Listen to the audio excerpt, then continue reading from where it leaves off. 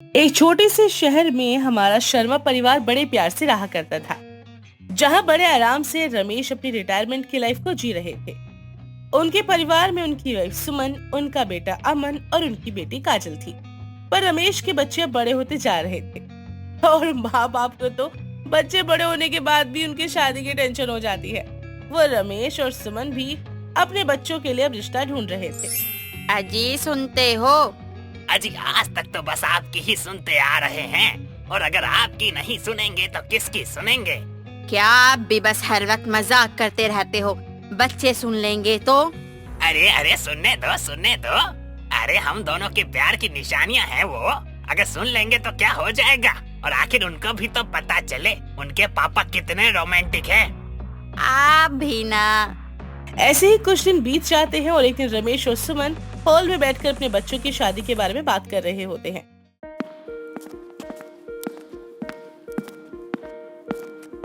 Mummy papa, मैं बाहर अपने दोस्तों के साथ घूमने जा रही हूँ। अच्छा ठीक है बेटा, जा जी ले अपनी जिंदगी, और हाँ कुछ पैसे ले जाइयो। अगर कुछ खाना पीना हो तो खा पी लियो। अरे कंजूसी मत किया कर, शरीर पे ध्यान दे। खाएगी पिएगी नहीं तो कमजोरी आ जाएगी। थैंक यू पापा, आप दुनिया के बेस्ट पापा हो। बाय। आपने भी ना बच्चों को बिगाड़ के रखा हुआ है। क्या जरूरत है इनको पैसे देने की, और क्या जरूरत थी बाहर भेजने की? कल ही तो घूम कर आए थे ये लोग। हर दिन बाहर जाते हैं इसलिए बिगड़ते हैं ये लोग। अरे बस कुछ ही दिनों की तब बात है, उसके बाद मेरी बिटिया चली जाएगी ससुराल। फिर कभी कभार ही तो आएगी, और बेटी पे खर्च नहीं करूँ तो क्या तुम्हारे निकम्मे बेटे पे करूँ? आपके कुछ दिन करते करते हमारे बच्चे बिगड़ ना जाए, मुझे तो टेंशन रहती है हर दिन इस चीज की। अरे नहीं बिगड़ेगी, मेरा चांद का टुकड़ा है वो नहीं बिगड़ेगी। अजी सुनते हो? अजी आप ही की तो सुनता आया हूँ, और आप ही की सुनता रहूँगा। अरे क्या आप भी हर वक्त मजाक करते रहते हो? अच्छा बताओ बताओ, नहीं कर रहा मजाक। मैं सोच रही हूँ काजल बेटी की शादी कर दी जाए। अरे सोच तो मैं भी यही रहा हूँ, लेकिन लड़के क्या सब्जी मंडी में मिलते हैं जो खरीद कर ला दूं? अरे मिलने तो दो किसी को। एक लड़का है मेरी नजरों में। अच्छा कोई है क्या? अब बताओ जरा कौन है? मेरी दोस्त का बेटा है, इंजीनियर है, अच्छी खासी इनकम है, सरकारी नौकरी है, संस्कारी भी है, और मैं उसे अच्छे से जानती भी हूँ। देखने में भी बहुत सुंदर है, घर परिवार भी बहुत बढ़िया है।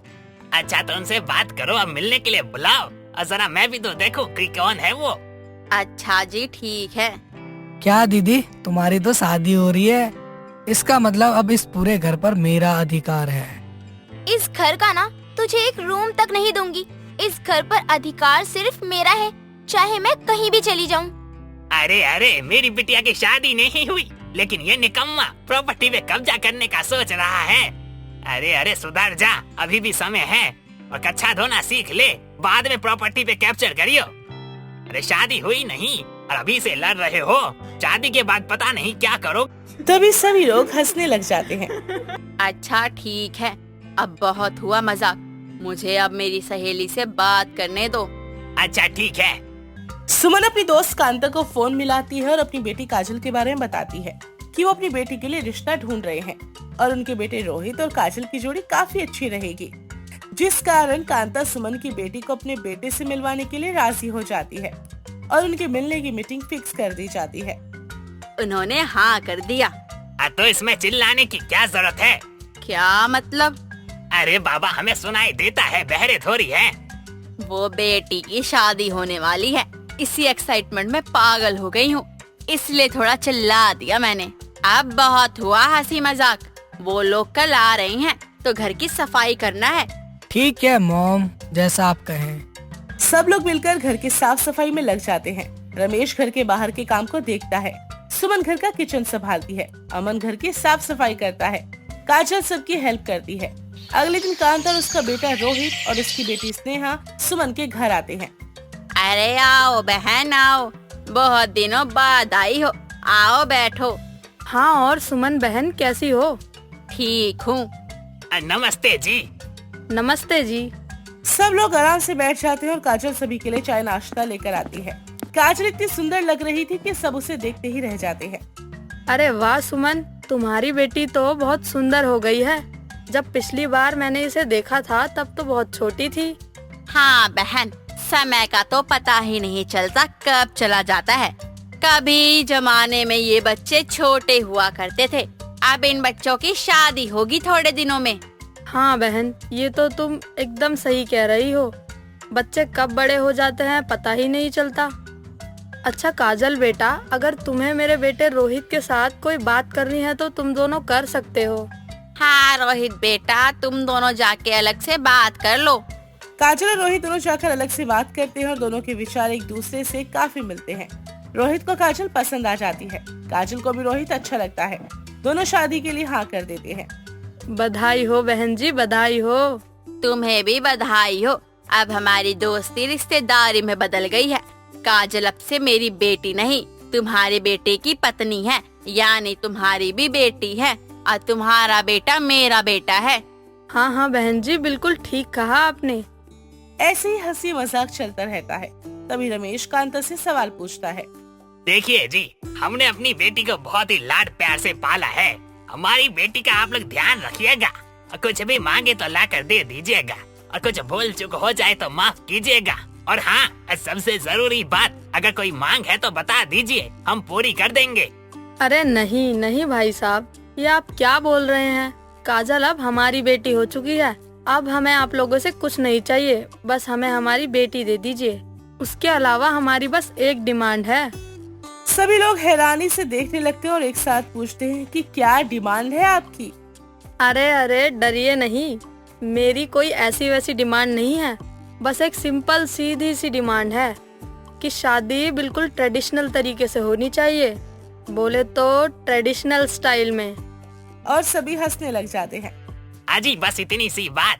अरे हम भी तो उसी जमाने के हैं और जिस जमाने की आप हैं, और ट्रेडिशन के हिसाब से शादी ना हो तो शादी शादी थोड़ी होती है। उसकी टेंशन आप मत लीजिए। अरे सब कुछ वैसा ही होगा जैसा आप चाहते हैं। धूमधाम से शादी होगी, वो भी आपके हिसाब से। कांत और उसके परिवार वाले काजल को देखकर चले जाते हैं और शादी की डेट फिक्स कर देते हैं। और काजल अपने पापा से कहती है, पापा, ये आपने क्या बोल दिया? मुझे ट्रेडिशनल स्टाइल में शादी नहीं करनी। मैं तो सोच रही थी मेरी शादी बिल्कुल मॉडर्न स्टाइल में होगी। अरे अरे बिटिया, ये जो शादी होती है ना ट्रेडिशन वाली, अरे ये मॉडर्न वाले से ज्यादा अच्छी होती है। एक बार जरा देखना, तुम खुश हो जाओगी। पर पापा। अरे तुम्हारे पापा बिल्कुल ठीक कह रहे हैं। तुमने अपनी दोस्तों की शादी मॉडर्न स्टाइल में देखी होगी, तुम्हारी शादी तो लोग देखते रह जाएंगे। अपनी माँ और पापा की बात सुनकर काजल चुप हो जाती है। पहले की तरह उनके घर में एक एक महीने पहले मेहमान आते हैं। सारे पुराने रीति रिवाज चलते हैं, सारी पुरानी रस्में की जाती हैं। देर रात तक गाने बजाए जाते हैं और गीत गाए जाते हैं। सभी लोग काफी एंजॉय करते हैं। काजल मन ही मन सोचती है कि वाकई में ट्रेडिशनल स्टाइल की शादी काफी अच्छी होती है और इसमें काफी एंजॉय किया जाता है। पर ये तो बस शुरुआत थी। काजल को क्या पता था कि असली ट्रेडिशन तो ससुराल में जाकर पूरा होगा। काजल की शादी हो जाती है और वो अपने ससुराल चली जाती है। ससुराल जाने के बाद काजल घर के दरवाजे पर खड़ी होती है। आओ बेटा अंदर आ जाओ। अरे रुको, इस लोटे पर पाँव मारकर अंदर आना। काजल जोर से लोटे पर लात मारती है। ये सब देखकर लोग हैरानी से काजल की तरफ देखने लगते हैं और रोहित काजल की तरफ देखकर बोलता है, अरे काजल, क्या किया तुमने? पाँव से टच करना होता है, ये नहीं होता कि फुटबॉल की तरह किक मार दो। क्या बोलूं मैं तुम्हें। अच्छा, इसको आराम से मारना था क्या? वो मुझे पता नहीं है ना, सॉरी, मेरा फर्स्ट टाइम है। कोई बात नहीं बेटा, कोई बात नहीं, हम वापस से कर देते हैं। कांता वापस से चावल का कटोरा लाती है और काजल के पैर के सामने रखती है। बेटा अब इसको बिल्कुल आराम से मारना, तेज मत मारना। ठीक है मम्मी जी। आ जाओ बेटा, अब अंदर आ जाओ। इस सिंदूर की थाली में अपना पाँव रखो और घर में प्रवेश करो। काजल ये सारे रीति रिवाज करती है और घर के अंदर प्रवेश करती है। तभी दूसरी भी रस्में शुरू हो जाती हैं और काजल रोहित से कहती है, अरे यार, मैं इतनी थकी हुई हूँ, अभी ये रस्में वगैरह करनी जरूरी है क्या? अरे कोई बात नहीं, कुछ टाइम के लिए फॉर्मेलिटी है, कर लो यार, क्या हो जाएगा, उसके बाद तुम आराम करना। ठीक है बाबा, कर लेती हूँ। बहू ये थालियाँ तुम्हारे आगे रखी हुई हैं, इनको बिना आवाज करे उठाना है तुम्हें। क्या मम्मी जी, बिना आवाज करे? हाँ बहू, ये रस्में हैं। ठीक है मम्मी जी। काजल एक एक करके सारी थालियां उठाती है, वो भी बिल्कुल ध्यान से। वो नहीं चाहती थी कि इस बार उससे कोई गलती हो जाए और थाली गिर जाए। काजल रस्म को पूरा करती है, वो भी बिल्कुल ठीक तरीके से। रिश्तेदार काजल की बहुत तारीफ करते हैं। अरे वाह कांता, तू तो बड़ी कमाल की बहू लाई है। तेरी बहू तो घर में शांति लेकर आई है, कोई लड़ाई झगड़ा भी नहीं होगा। काजल चैन की सांस लेती है और अंदर जाती है। मम्मी जी, अब मैं ये गहने उतार दूं? वो क्या है ना, बहुत दर्द हो रहा है कान में और नाक में। अरे बहू, बस थोड़ी देर की बात है। तभी चांदनी बोलती है। अरे नहीं नहीं, आज ये गहने वहने नहीं उतरने वाले, ये रिवाज है। क्या आंटी जी, ये गहने नहीं उतरेंगे?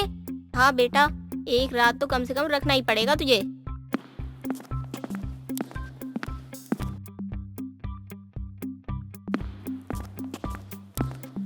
काजल मन ही मन सोचती है कि वो कहाँ फंस गई है।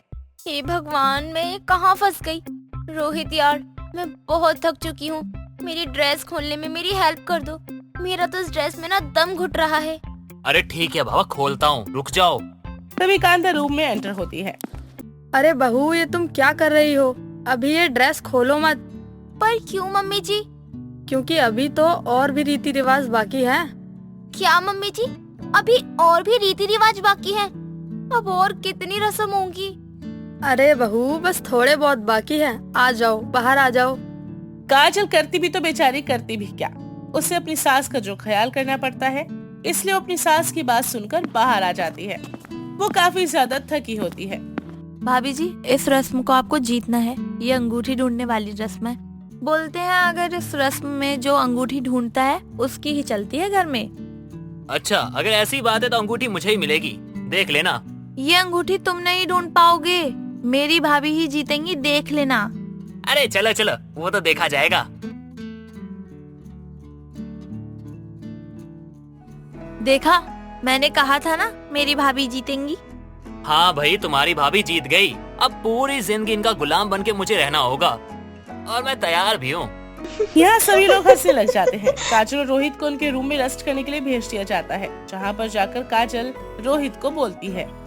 आज तो मैं बहुत ही ज्यादा थक गई हूँ, बहुत ही बिजी दिन था। रोहित, अब ये मेरे गहने वगैरह उतार दो। अरे हाँ बाबा, उतारता हूँ, रुक जाओ यार।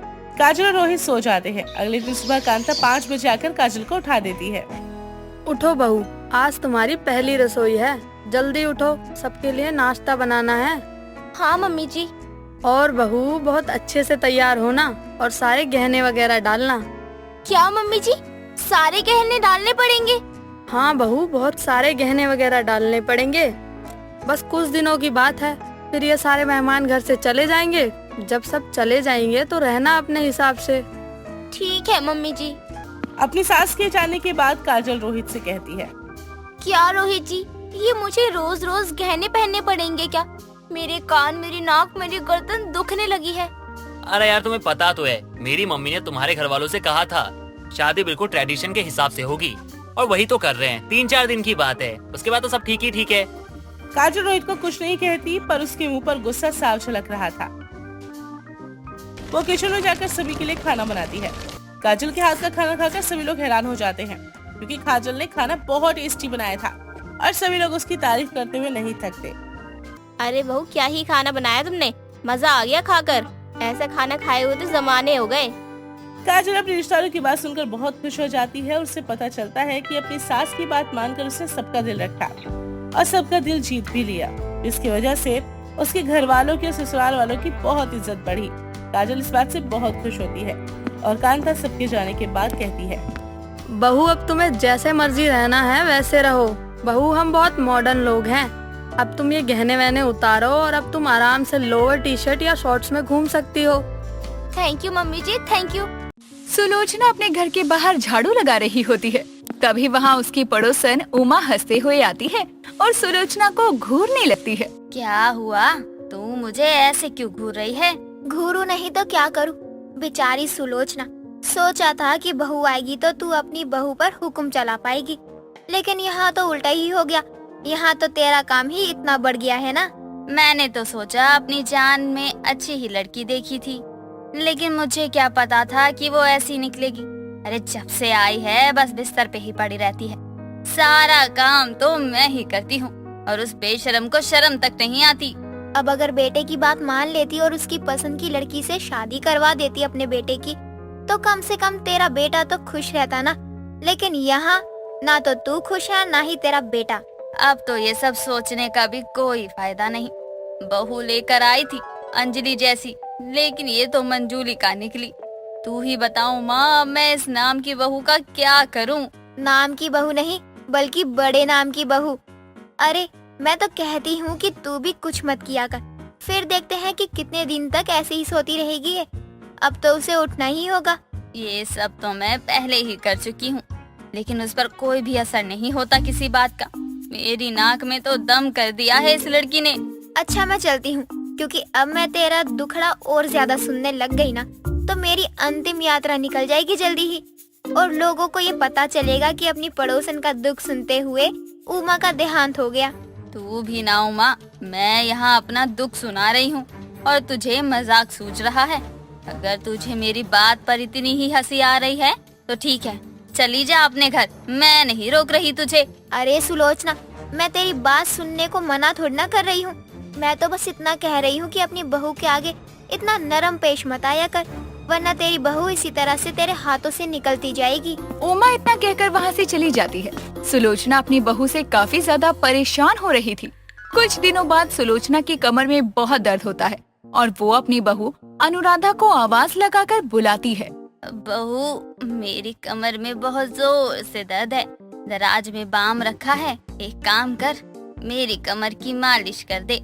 सच में दर्द के मारे तो मेरी जान ही निकल रही है। आपने ये कहा कि मैं आपकी कमर की मालिश करूं?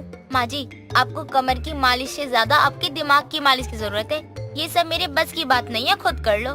बहू, तू इस घर की बहू है और तेरा भी फर्ज बनता है कि तुझे घर की जिम्मेदारियों का एहसास होना चाहिए। अगर तुझे कमर की मालिश करना नहीं आता ना तो मैं सिखा दूंगी। माँ जी, आप जितनी तकलीफ करके मुझे कमर की मालिश करना सिखाओगी, उतने में तो आप खुद ही अपनी मालिश कर लोगी ना। एक काम करो, इतना तो आप खुद ही कर लो। बहू, मेरी अगर इतनी हालत होती कि मैं खुद कर लूं, तो मैं तुझे बोलती ही क्यों। देख बहू, बार बार मुझसे बहस करके मेरी बात का उल्टा जवाब देकर मेरा खून मत जला। मेरी कमर में पहले से ही दर्द है और अब तुझसे बात करके मेरे सर में भी दर्द होने लगा। जल्दी से मालिश कर दे अब। माँ जी, मैं भी एक ही बात को बार बार नहीं दोहराने वाली। मैं नहीं करने वाली आपकी कमर की मालिश, इसलिए अच्छा यही होगा कि आप खुद अपनी कमर की मालिश कर लो या दर्द में ही रहो। अनुराधा इतना बोलकर अपनी सास को वहीं दर्द में छोड़कर चली जाती है। ये देखकर तो सुलोचना का गुस्सा और बढ़ जाता है। जब अनुराधा अपने कमरे में सो रही होती है तो सुलोचना अपने बेटे अंकित के साथ कमरे में जाती है और बाल्टी भरकर पानी अनुराधा के मुंह पर डालती। माँ जी, ये क्या है? आपने मेरे ऊपर पानी क्यों डाला? आपको दिखाई नहीं दे रहा क्या कि मैं अभी सो रही हूँ? और अंकित, माँ जी को तुम रोक नहीं सकते थे? तुमने भी माँ जी को रोका नहीं। अब मैं क्या करूँ? माँ जो करना चाहती है वो तो कर सकती है। अगर तुम्हें इतनी ज्यादा परेशानी हो रही है तो वो कर लो ना, जो माँ तुम्हें करने के लिए कह रही है। जब तू बड़े नाम की बहू है तो तेरा काम क्या है इस घर में? एक काम कर, तू बहुत रह ली इस घर में और मुफ्त की रोटियां भी बहुत तोड़ ली। अब अपना बोरिया बिस्तरा उठा और चलती बन यहाँ से। अरे ऐसे कैसे चलती बनूं? ये मेरा घर भी है। अनुराधा बात कर ही रही होती है कि तभी दरवाजे की घंटी बजती है और सुलोचना दरवाजा खोलती है और देखती है कि दरवाजे पर एक ज्योति नाम की लड़की थी। तभी वहाँ अनुराधा और अंकित भी कमरे से बाहर निकल कर आते हैं। कौन हो आप और हमारे घर में क्या कर रही हो? मेरा नाम ज्योति है और यहाँ मुझे अनुराधा जी ने बुलाया है। हाँ, ये सही कह रही है, मैंने ही इनको यहाँ बुलाया है।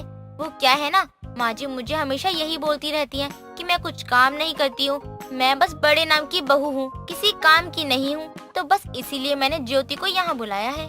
तुम्हारा मतलब क्या है? माँ जी को अब जो भी काम करवाना हो अब वो ज्योति को बोल सकती हैं। ज्योति सारा काम कर देगी, जिससे अब न मुझे कोई परेशानी होगी और न ही अब माँ जी को कोई परेशानी होनी चाहिए। अनुराधा की बात सुनकर सुलोचना को बहुत ज्यादा गुस्सा आता है, लेकिन वो अपनी बहू की इस हरकत से बिल्कुल चुप हो जाती है और अनुराधा को कुछ नहीं बोलती। अब अनुराधा का सारा काम ज्योति ही करती। धीरे धीरे सुलोचना भी इस बात की आदत डाल लेती है।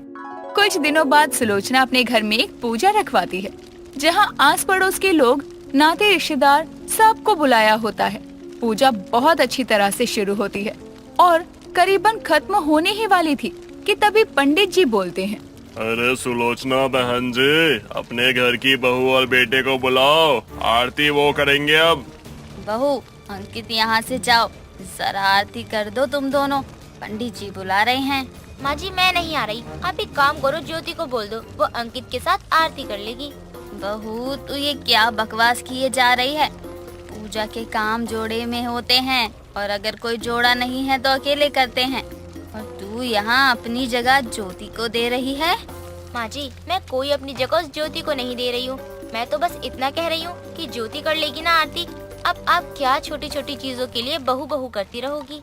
अरे क्या सुलोचना बहन, बड़े नाम की बहू है आपकी बहू तो। घर का काम तो बाहर वाले से फिर भी करवा लेते हैं, लेकिन अब तो तुम्हारी बहू अपने ही पति के साथ दूसरी औरत को आरती करने को कह रही है। मेरी बहू सच में ही नाम की बहू निकली। आज इसने पूरे मोहल्ले के आगे मेरी नाक कटवा दी। इसे जरा भी शर्म नहीं आई अपने ही पति को दूसरी औरत के साथ भेजते हुए। इस बार तो अनुराधा ने हद ही कर दी और इसीलिए अब सुलोचना के सब्र का बांध टूट चुका था। कुछ दिनों बाद घर में बहुत रौनक होती है। हर तरफ शोर शराबा हो रहा था। अंकित को दूल्हे की तरह तैयार किया हुआ था और ज्योति को दुल्हन की तरह। जब अनुराधा की आंख खुलती है और वो अचानक से अपने घर को इतना सजा धजा और अपने पति को दूल्हे के रूप में देखती है तो वो चौंक जाती है। माँ जी ये क्या है? घर में कोई फंक्शन है और मुझे किसी ने कुछ बताना जरूरी नहीं समझा? क्या हुआ बहू, तू इतना गुस्सा क्यों कर रही है? अरे बताना ना बताना एक बराबर ही तो है। वैसे भी तू किसी काम की बहू तो है नहीं, बस नाम की है, तो बताकर भी क्या फायदा? माँ जी मैं चाहे काम की बहू हूँ या फिर नाम की बहू, लेकिन हूँ तो इसी घर की बहू ना, और मुझे घर की हर एक बात जानने का पूरा हक है। अब बता दो साफ साफ कि क्या हो रहा है घर में? हम तेरे पति की दूसरी शादी करवा रहे हैं। वो क्या है ना, नाम की बहू को नाम तक ही सीमित कर रहे हैं और काम की बहू का गृह प्रवेश करेंगे जो इस घर को संभाले और मेरे बेटे को भी। अनुराधा जमीन पर लेट जाती है। नहीं माँ जी, मेरे होते इस घर में कोई और बहू नहीं आ सकती और ना ही अंकित की दोबारा शादी हो सकती है। अब तो मैं जमीन पर भी लेटी हूँ, लेकिन आपने मेरी बात नहीं मानी। मैं पंखे पर लटक जाऊंगी। अनुराधा रोती रह जाती है, लेकिन उसकी आंखों के आगे उसका पूरा परिवार जब ज्योति का हो रहा था तो उसे अपनी गलती का एहसास होता है, जिसके बाद अनुराधा को पता चलता है कि उसके घर वाले बस उसकी अकल ठिकाने लगाने के लिए ये नाटक कर रहे थे। दोस्तों, अगर आपको ये कहानी पसंद आई तो इसे लाइक करें, शेयर करें और कमेंट करके बताएं कि कहानी में आपको सबसे अच्छा क्या लगा।